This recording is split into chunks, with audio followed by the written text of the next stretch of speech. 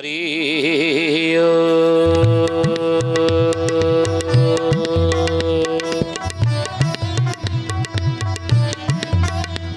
ओम भूर्भुवः स्वः तत्सवितुर्वरेण्यं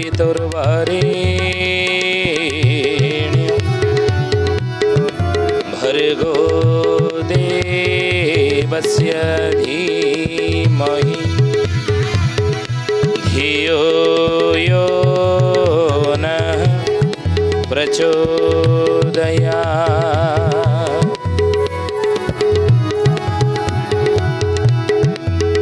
महाब्रह्म निर्विकल्पं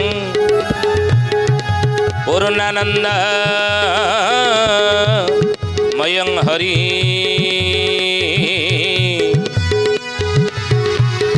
सर्वघटेज अच्युत तस्य पदे नमाम्यहम्।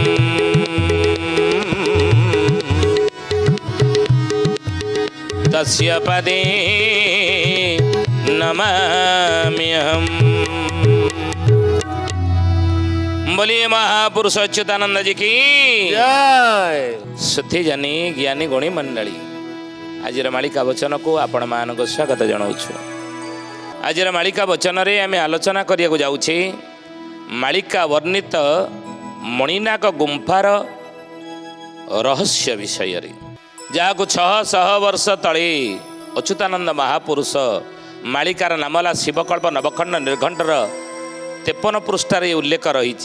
कौन महापुरुष लिखिं कहले बाबूरे कौतर को देखो केवल अच्युतानंद महापुरुष नुहत शिवकल्प नवखंड निर्घंटर 11 निर्घंटर अच्युत लिखिं मणिनाग गुंफार रहस्य। कली आगत भविष्यांत मालिकार मत बलराम दास लिखिं मणिनाग गुंफार रहस्य। महिमा लेखन भविष्यांतर अति बड़ी जगन्नाथ दास लिखिं मणिनाग गुंफार रहस्य। केते मालिकार लेखा अच्छे देख। और रुक्मिणी गीतार अच्युतानंद महापुरुष लिखिं मणिनाग गुंफार रहस्य। गरुड़ गीतार अच्युतानंद महापुरुष लिखिं मणिनाग गुंफार रहस्य। वाल्मीकि कल्परे अच्युतानंद लिखिं मणिनाग गुंफार रहस्य। मालिकार नामला विज्ञान कल्प तादर अच्युतानंद लिखिं मणिनाग गुंफार रहस्य। मालिकार नामला चुंबक मालिका शिशु अनंत लिखिं मणिनाग गुंफार रहस्य। से भली गरुड़ 34 शिशु अनंत लिखिं मणिनाग गुंफार रहस्य। आउ लक्ष्मीनार विलास हरिदास लिखिं मणिनाग गुंफार रहस्य। अनंत गोई मालिकार हरिदास महापुरुष लिखिं मणिनाग गुंफार रहस्य। एते गुड़िए मालिकार मणिनाग गुंफार रहस्य कथा कहुई। से मणिनाग गुंफा अच्छी कौटी कौन तार रहस्य महिमा महात्म्य से विषय आज आम आलोचना करिया जाऊे।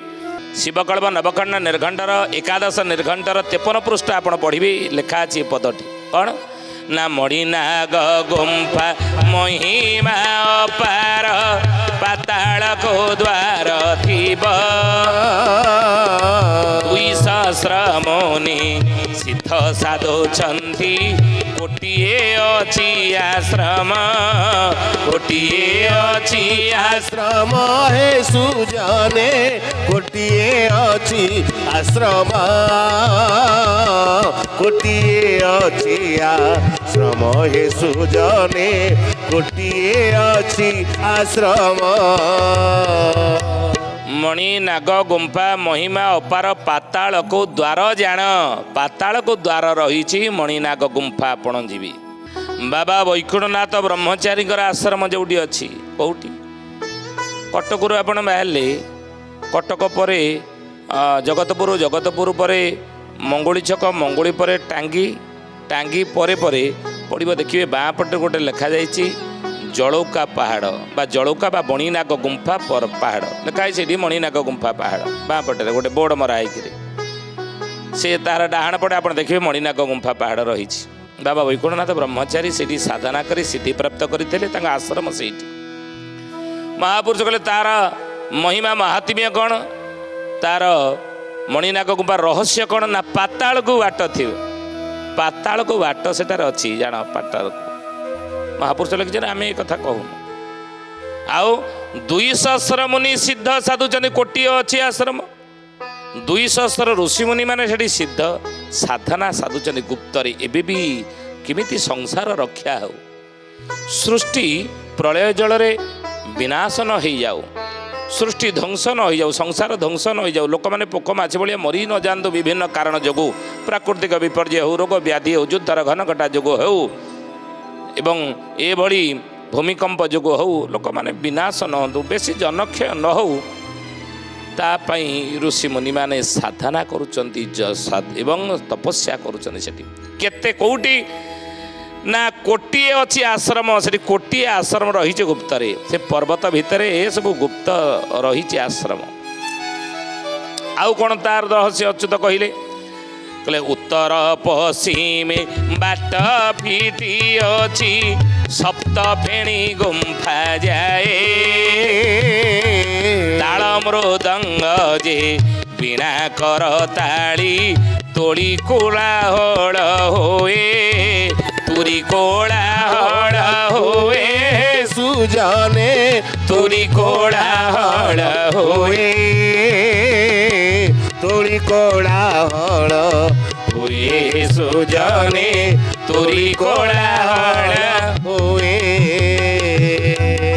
कहले उत्तर पश्चिमे बाट फिटी अच्छी सप्तफेणी गुंफा जाए निकट रही सप्तफेणी गुंफा उत्तर पश्चिम दिगरे से बाट फिटी गोटे सुड़ंग से रही आप जानते से लक्षे सुना चंपा से रही निकटरे लक्षे गोविंदपुर गाँ से रही रसिकनगर गाँ अच्छी रसिकनगर आठी लक्षे सुनार चंपा से रही पुलिस मैंने जगिकी अच्छा एबे भी जगिकी अच्छा 600 वर्ष तले अच्युतानंद लिखिते तार रहस्य विषय एवं रहस्य सब फिटुच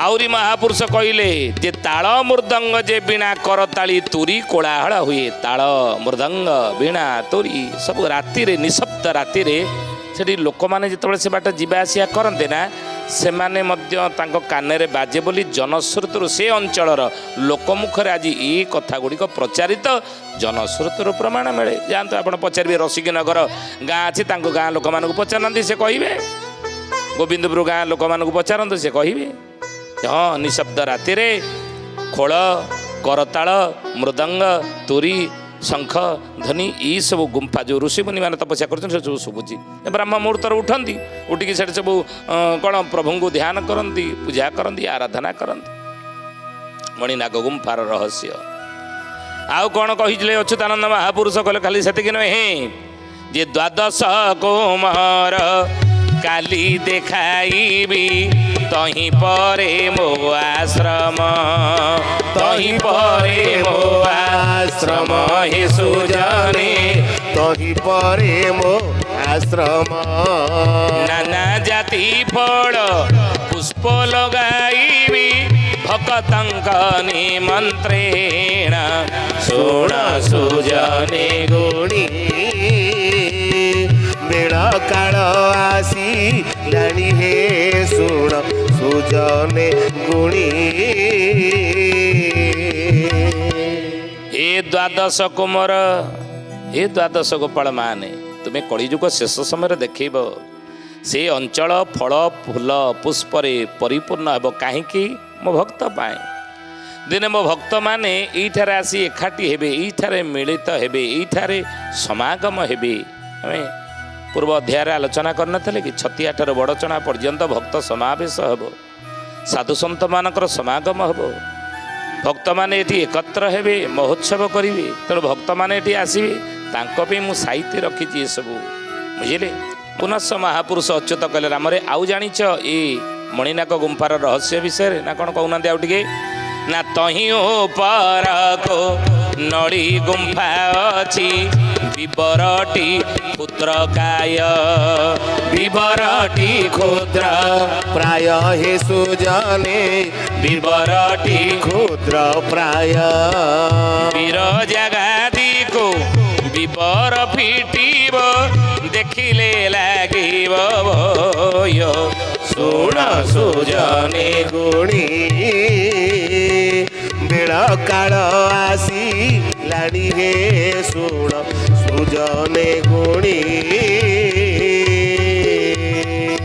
तही ऊपर को नली गुंफा अच्छी विवरटी क्षुद्रकाय ता ऊपर को नली गुंफा गोटे अच्छी जाऊना देखिए नली गुंफा कहती ता ना पाख आकार लोक मैंने जानी नली गुंफा आईटू बिरजा गादी को विवर फिटब देखिले लगे भय बिरजा जाजपुर अच्छा जाजपुर जिला बिरजा ठाकुराणी से पर्यंत विवर फिटब बोली नड़ी गुंफा ठारू अर्थ ये मणिनाग गुंफा ठारू बिरजा मंडल जाजपुर जाए विवर फिटब ये कथा आम कौन गीता भागवत रामायण महाभारत पढ़िले यार आम पाइबा जानिया ना मालिका ग्रंथ लिखा अच्छे ना आप जानवे आगू विवर फिट देखिले भय लगे आगू लोक मान से अंचलवासी मानक बोलिए महापुरुष अच्युतानंद जी की सथी जानी ज्ञानी गुणी मंडली जे तही ऊपर को नड़ी गुंफा अच्छी विवरटी क्षुद्र काय बिरजा गादी को विवर फिटब देखिले लगे भय लोक मान भय लगे बिरजा गादी पर्यंत विवर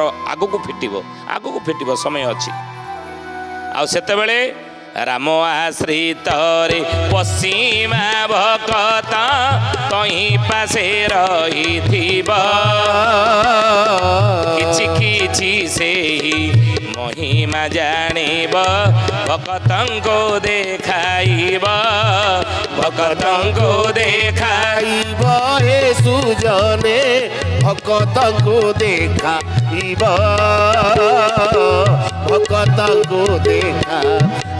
हे सुजने भक्तंको देखाइब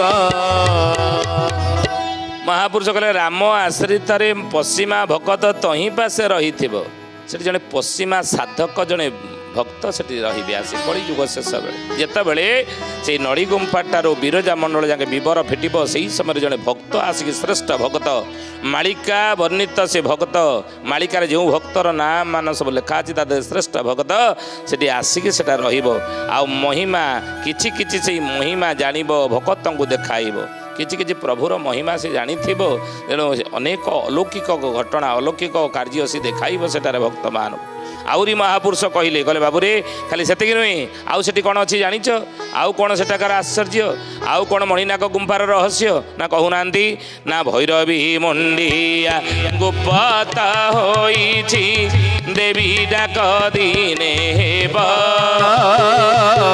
जिए जेउ स्थाने सीए से स्थले काठ खंब प्राय हेब काठ खंब प्राय हेब हे सुजने काठ खंब प्राय हेब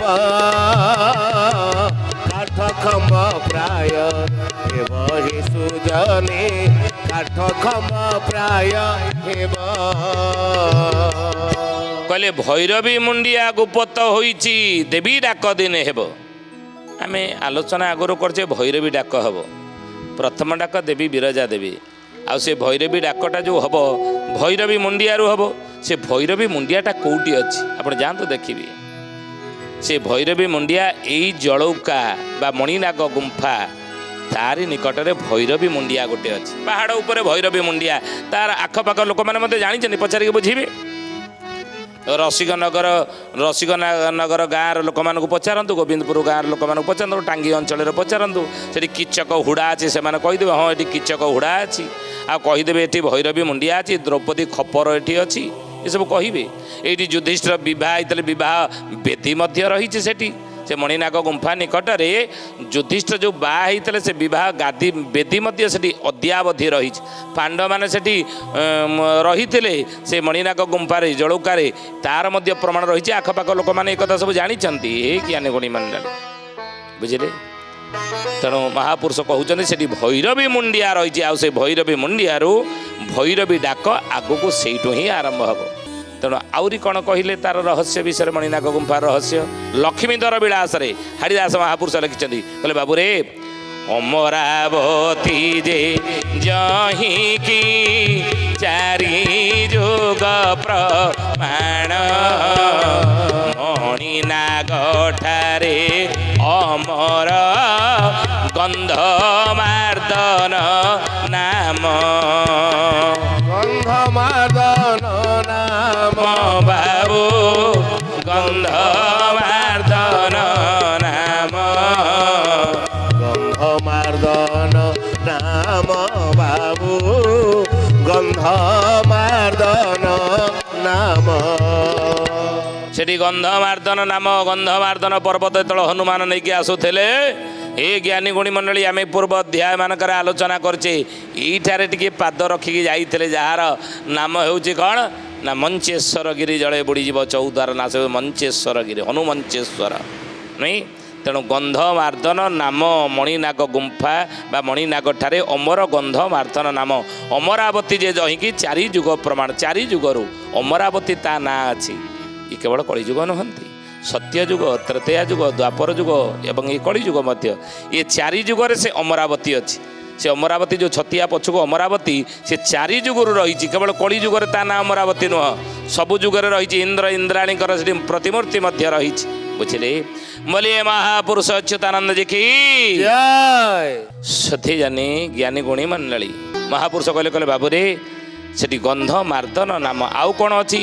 ଶ୍ଵେତ ଗଜ ତହିଁ ଅଛିଟି ଭୈରବୀ ଦକ୍ଷିଣେ, ଅପମୋହ ମାୟା ଛନ୍ଦିଣ ଭକ୍ତ ଜନ ପ୍ରମାଣେ, ଭକ୍ତ ଜନ ପ୍ରମାଣେ ବାବୁ, ଭକ୍ତ ଜନ ପ୍ରମାଣେ, ଭକ୍ତ ଜନ ପ୍ରମାଣେ ବାବୁ, ଭକ୍ତ ଜନ ପ୍ରମାଣେ।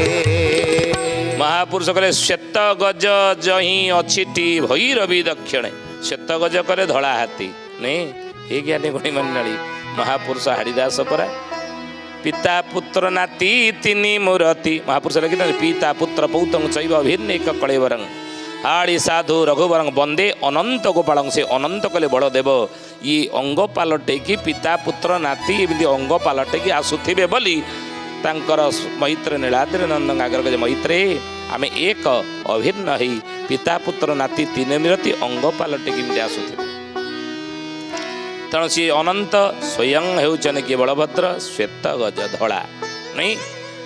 ଶ୍ଵେତ ଗଜ ଯହିଁ ଅଛିଟି ଭୈରବୀ ଦକ୍ଷିଣେ, ଦକ୍ଷିଣରେ ଭୈରବୀ ମୁଣ୍ଡିଆ। ଆଉ ଭବ ମୋହ ମାୟା ଛନ୍ଦିଣ ଭକ୍ତ ଜନ ପ୍ରମାଣ, ଭକ୍ତମାନେ ସବୁ ଏକାଠି ହେବେ। ଆଉ କ'ଣ ସେଠି ତାର ରହସ୍ୟ? ଆଉ କ'ଣ କହିଲେ? ତ୍ରିପୁରାରୀ ଅଙ୍କେ ଲୀଳାଟି ଖଣ୍ଡଗିରିରେ ବାସ, ଗୁପ୍ତଗିରି ମଣି ନାଗଟି ତାରେ ସ୍ୱରଙ୍କ ପାଶ, ତାରେ ସ୍ୱରଙ୍କ ପାଶ ବାବୁ, ତାରେ ସ୍ୱରଙ୍କ ପାଶ, ତାରେ ସ୍ୱରଙ୍କ ପାଶେ ବାବୁ, ତାରେ ସ୍ୱରଙ୍କ ପାଶ। ଗୁପ୍ତ ଖଣ୍ଡଗିରି ବୋଲି କହନ୍ତି। ଆଉ ତାକୁ କହନ୍ତି କ'ଣ? ମଣିନାଗ। ମଣି କାହିଁକି ମଣିନାଗ ଜାଣିଛନ୍ତି ନା? ଆପଣ ଯାଆନ୍ତୁ, ମଣିନାଗ ଗୋଟେ ରହିଛନ୍ତି। ମହାପୁରୁଷ କହିଲେ ସେଇ ନାଗଟି ବିରୂପା ନଦୀକି ପାଣି ପିଇବା ପାଇଁ ବର୍ଷକୁ ଥରେ ଯାଆନ୍ତି। ବର୍ଷକୁ ଥରେ ସେ ମଣିନାଗ ବିରୂପା ନଦୀକି କୁଆଡ଼େ ପାଣି ପିଇବା ପାଇଁ ଯାଆନ୍ତି। ମନ ଦେଇକି ଶୁଣନ୍ତୁ ଏ କଥା। ଆଉ ଯେଉଁ ବାଟ ଦେଇ ଯାଆନ୍ତି ସେ ରାସ୍ତା କୁଆଡ଼େ ଜଳି ଜଳି ଯାଏ ବୋଲି ଅନେକ ଲୋକ କଥା ରହିଛି, ଲୋକମୁଖରେ ପ୍ରଚାରିତ ଜନଶ୍ରୁତିରୁ ପ୍ରମାଣ ମିଳେ। ହେ ଜ୍ଞାନୀ ଗୁଣୀ ମଣ୍ଡଳୀ ସେଇ ମଣିନାଗ ମହାପୁରୁଷ ଲେଖିଛନ୍ତି, ସେଇ ମଣିନାଗ ଯଦି ବାହାରନ୍ତା ଏ ସଂସାର ତାର ବିଷ ଜ୍ୱାଳାରେ ଦହି ଦିଅନ୍ତା, ତ ସେଇଥିପାଇଁ ସେ ମଣିନାଗକୁ ଗୁପ୍ତରେ ରଖାଯାଇଛି। ତା ଉପରେ ଗୋଟେ ପଥର ପ୍ଲେଟ୍ ଦିଆହେଇକି ବାହାରକୁ ବାହାରି ପାରୁ ନାହିଁ। ସେଇଥିପାଇଁ ତାକୁ ମଣିନାଗ ଗୁମ୍ଫା କହନ୍ତି। ମଣିନାଗ ଅଛି, ମଣି ଧାରଣ କରିଥିବା ନାଗ, ମଣି ଥିବା ନାଗ ସେଇ ରହିଛି ମଣିନାଗ ପାହାଡ଼ରେ ବା ଜଳୌକା ପର୍ବତରେ। ତେଣୁ ମଣିନାଗ ଗୁମ୍ଫା ତାକୁ କହନ୍ତି।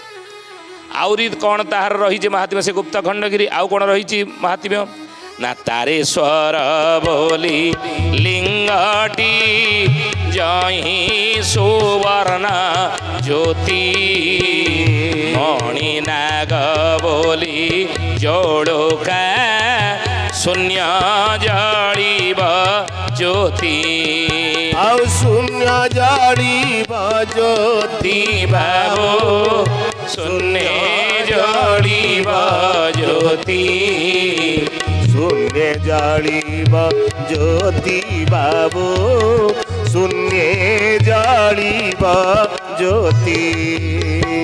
ମଣିନାଗ ବା ଜଳୁକା ଠାରୁ ଅନତି ଦୂରରେ ଆପଣ ଯିବେ ଦେଖିବେ ସେଠି ରହିଛନ୍ତି କ'ଣ ନା ଗୋଟେ ସୁବର୍ଣ୍ଣ ଲିଙ୍ଗ ବୋଲି କହନ୍ତି।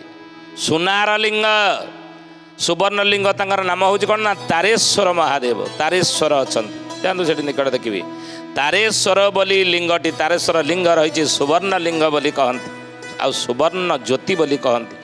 ମଣିନାଗ ବୋଲି ଜଳୁକା ଶୂନ୍ୟ ଜଳିବ ଜ୍ୟୋତି, ଦିନେ ସେଠାରେ ଶୂନ୍ୟରେ ଜ୍ୟୋତି ଜଳିବ, ଇଏ ହେଉଛି ତାର ରହସ୍ୟ।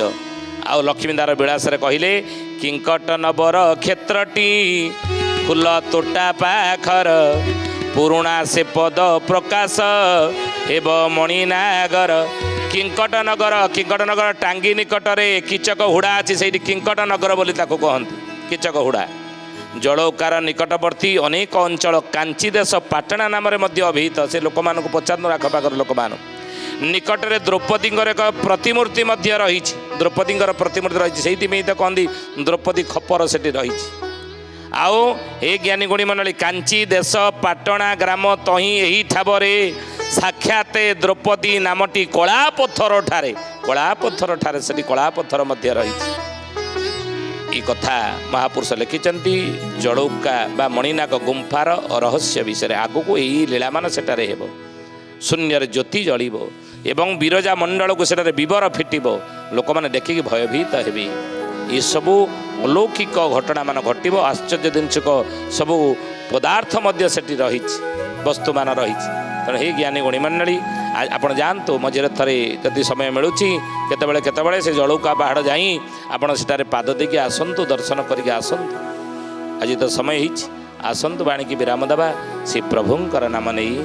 ଶ୍ରୀ ଅଚ୍ୟୁତ ଶରଣମ୍ ଶ୍ରୀ ଅନନ୍ତ ଶରଣମ୍ ଶ୍ରୀ ଅଚ୍ୟୁତ ଶରଣମ୍ ଶ୍ରୀ ଅନନ୍ତ ଶରଣମ୍ ଜଗନ୍ନାଥ ଶରଣମ୍ ବଳରାମ ଶରଣମ୍ ଜଗନ୍ନାଥ ଶରଣମ୍ ବଳରାମ ଶରଣମ୍ ଶରଣମ୍ ଶରଣମ୍ ଯଶୋବନ୍ତ ଶରଣମ୍ ଶରଣମ୍ ଶରଣମ୍ ଯଶୋବନ୍ତ ଶରଣମ୍ ଶରଣମ୍ ଶରଣମ୍ କଳ୍କି ରାମ ଶରଣମ୍ ଶରଣମ୍ ଶରଣମ୍ କଳ୍କି ରାମ ଶରଣମ୍ ଶରଣମ୍ ଶରଣମ୍ ଶରଣମ୍ ଶରଣମ୍ ଶରଣମ୍ ଶରଣମ୍ ଶରଣମ୍ ଶରଣମ୍ ଶ୍ରୀ ଅଚ୍ୟୁତ ଶରଣମ୍ ଶ୍ରୀ ଅନନ୍ତ ଶରଣମ୍ ଶ୍ରୀ ଅଚ୍ୟୁତ ଶରଣମ୍